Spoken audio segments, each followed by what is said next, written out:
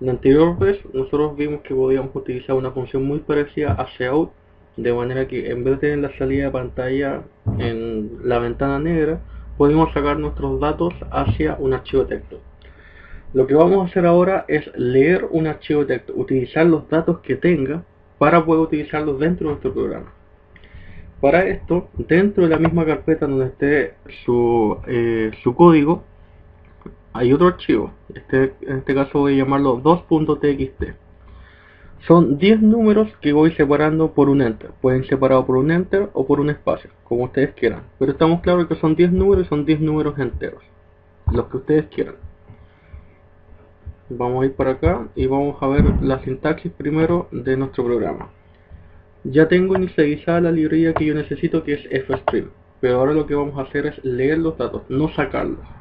Para eso vamos a primero dar el nombre a nuestro comando. En este caso, en vez de offstream es ifstream. De esa manera estamos diciendo que vamos a traer datos hacia C++. De nuevo damos un nombre. Lo voy a llamar lectura. Punto y coma. Entonces nuestro comando se va a llamar lectura para poder leer los datos del archivo de texto. De la misma manera que pasamos la anterior vez, yo tengo que abrir y cerrar el archivo de texto. Entonces voy a copiar lectura para no equivocarme en escribirlo. Lectura.open y el nombre del archivo de texto, en este caso se llama 2.txt. Y luego tengo que cerrarlo.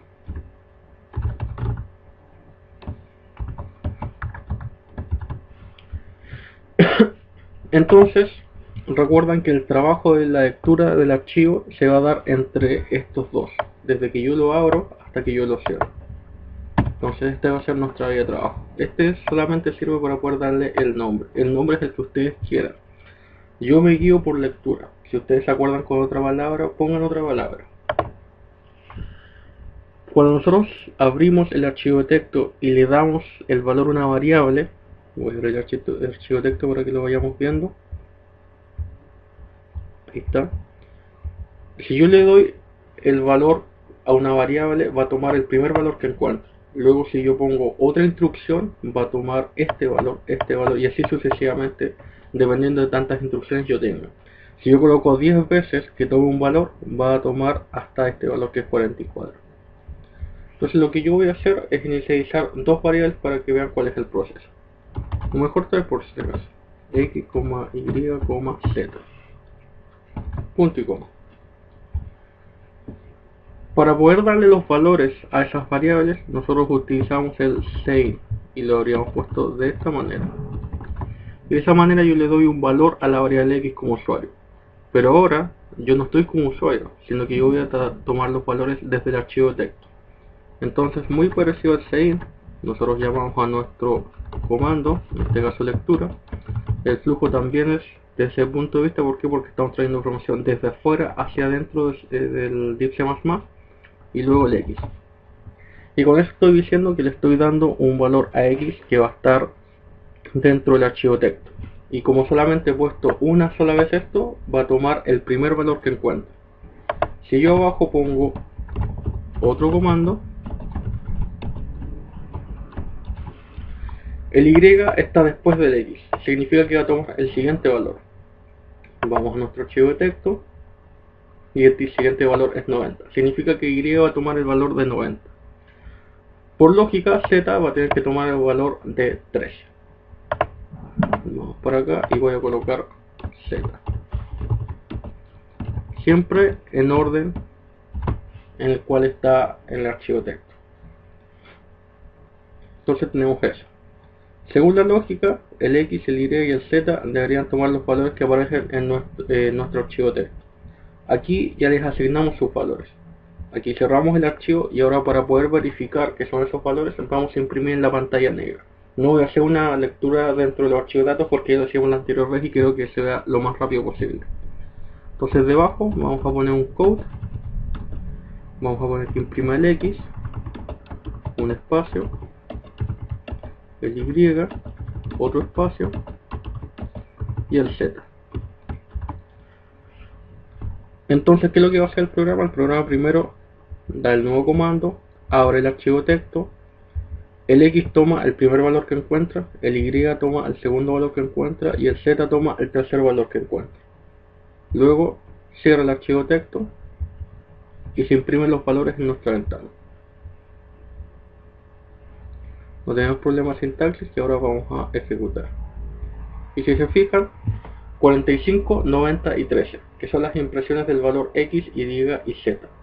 Significa que X, Y y Z tomaron los valores del archivo de texto que está acá. 45, 90 y 13. Entonces podemos ir leyendo los archivos en un orden descendiente. Si los separo por espacio también, porque va viendo el primer archivo primero leyendo en la primera fila y luego en la primera columna. Para nosotros solamente vamos a ver una columna de datos, para poder simplificar un poquito lo que es el problema. Ahora, avancemos un poquito más e incluyamos materia de la cual hemos visto y puede sernos útil. Imagínense que esta columna no es de 10 datos, imagínense que esta columna es de 1000 datos, pero yo sé que son 1000 datos y yo sé que son números enteros. Para poder leer e imprimir en pantalla todo eso, tendría que utilizar un método iterativo, porque yo no voy a estar poniendo todas las instrucciones una a una. Podría llamar a varias variables, a 1000 variables, pero en ese caso tendría que inicializar 1000 variables, entonces tampoco me serviría. Lo que voy a hacer aquí es crear un vector y utilizar el vector para poder trabajar. Entonces está claro que aquí tenemos 10 datos. Voy a cerrarlo y ahora voy a crear un vector.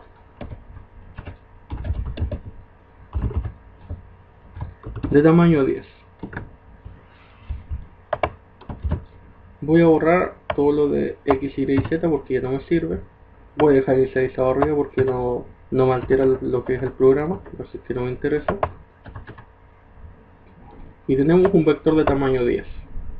Dentro del área de trabajo, que es desde que abro hasta que cierro, voy a hacer que todas las posiciones del vector tomen el número que está dentro del archivo texto. Aquí es por parte. Yo sé que tengo que recorrer todo el vector, así que primero vamos a hacer un ciclo for. El ciclo for va a empezar desde un i igual a 0, porque la primera posición es 0 del vector. La última posición del vector es 10, por tanto voy a poner un menos estricto que 10 y un i más más. Como utilicé un i, voy a inicializarlo aquí arriba. Y ahora, si yo quisiera como usuario darle el valor al vector, tendría que hacer algo así.